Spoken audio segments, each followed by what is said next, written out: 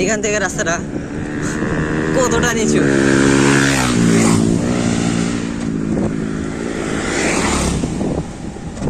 বিনা পেডেলেই cycle চলে। আর এটা হচ্ছে লাউয়াছড়া যাওয়ার আগে ভয়ঙ্কর একটি রাস্তা, যার দুপাশে পাহাড়ি আর রয়েছে উঁচু উঁচু গাছ।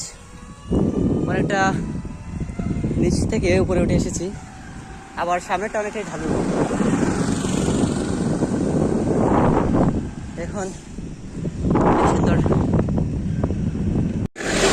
আজকে সাইকেল নিয়ে ঘুরতে চলে আসলাম লাউয়াছড়া।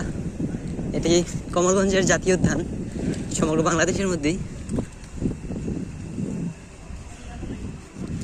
যদিও আমরা ভিতরে ঢুকবো না, কারণ ভিতরে ঢুকতে গেলে টিকিট করতে হয়, আর আমাদের কাছে টাকা নেই বলেই আমরা সাইকেল দিয়ে ঘোরাঘুরি করি।